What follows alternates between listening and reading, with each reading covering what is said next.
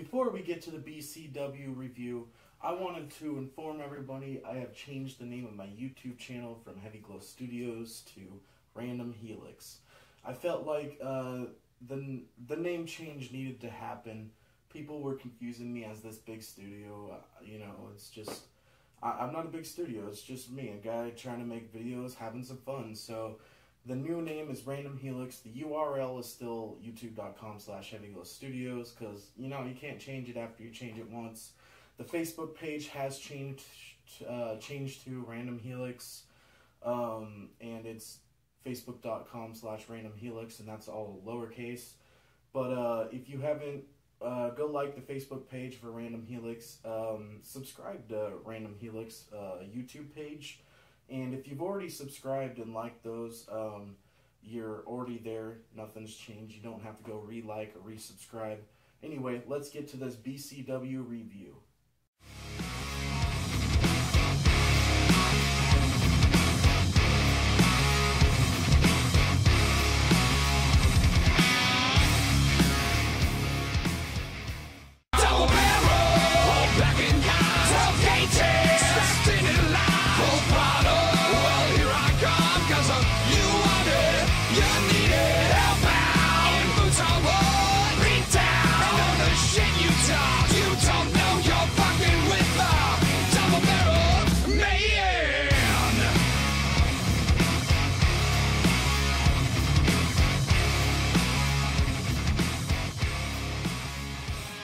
Welcome to Random Helix YouTube channel. I'm Chris Helix, and you're watching Future Wrestling Observer's review of the September 5th, 2014 Blue Collar Wrestling event, and I believe it might have been called Friday Extravaganza number 2 or something along the lines of that.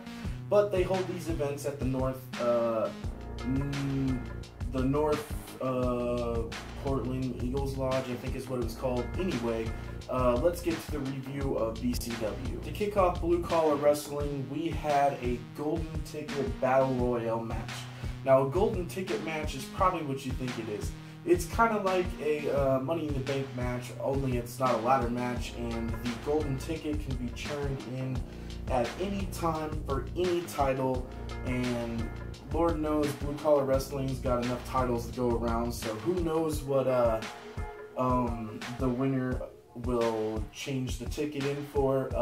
But the last two contenders in the Golden Ticket Battle Royale happened to be part of the World Powers. It was Petrov and the Butcher, Defeal the Butcher, and yes, it was Petrov eliminated, Petrov won, sorry, a little stutter there. Petrov ends up winning, eliminating his World Powers counterpart, Dabashi, and, you know how that goes. Dabashi ended up getting his foot caught in the ropes when he got thrown over, and it was kind of a sloppy ending to the match, and well, I gotta admit, the whole Battle Royale was pretty sloppy. A lot of botched throwouts or eliminations, and a lot of botched moves. I'm sorry to say it. I love the guys at BCW. They're all really great guys. But this match was just...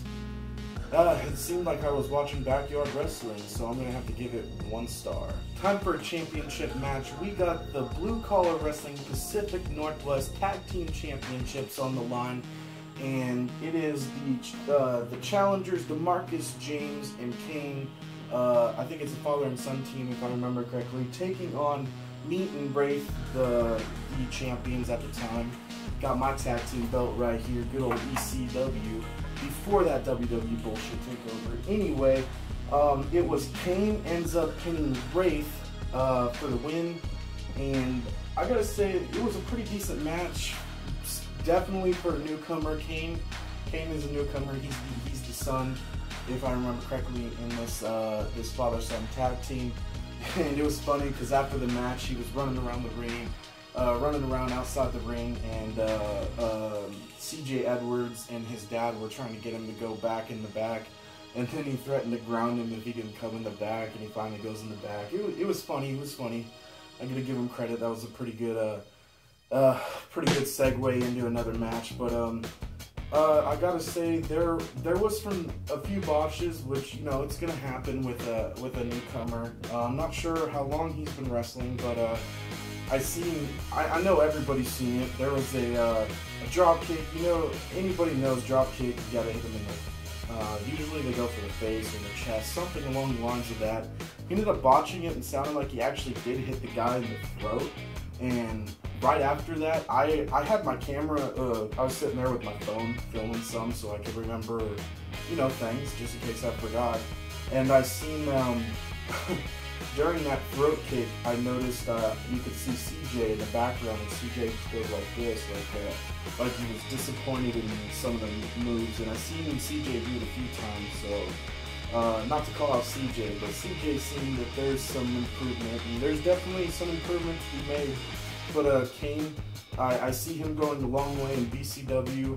Maybe he'll even go to DOA with CJ Edwards or something, maybe CWC or something like that. But this match overall, that means the father and son team, like I said, won the tag team championships.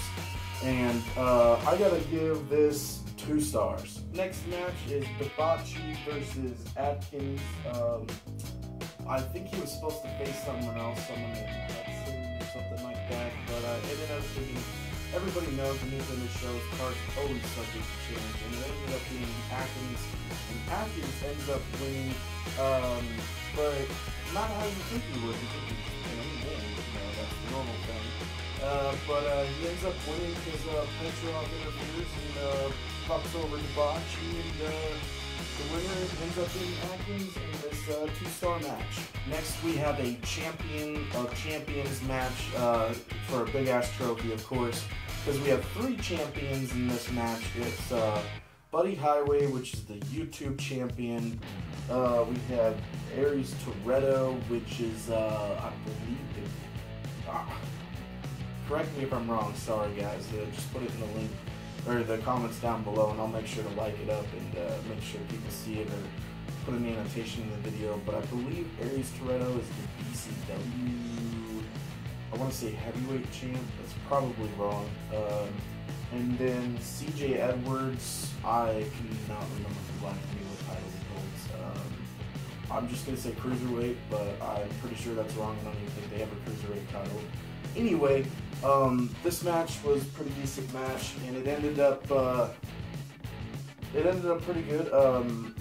People chanting left and right. You never know who's gonna win. Aries did some awesome stuff in the match, and yeah, all in all, this match, I gotta say 2.5 stars, and Buddy Highway ends up winning the Champion of Champions trophy. Time to see more World Power shit go on.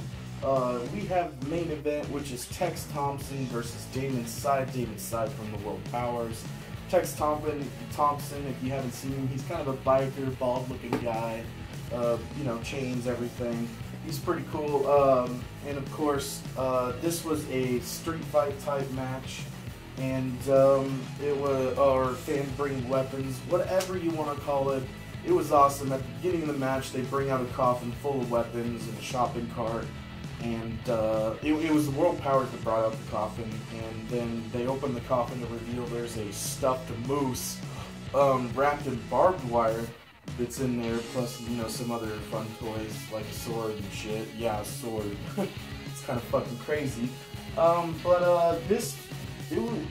and sorry, before I get to who won and star rating and all that, there was also a special guest referee, and that was Rodeo, which happened, he's, if I got it correctly, he's Tex Thompson's son.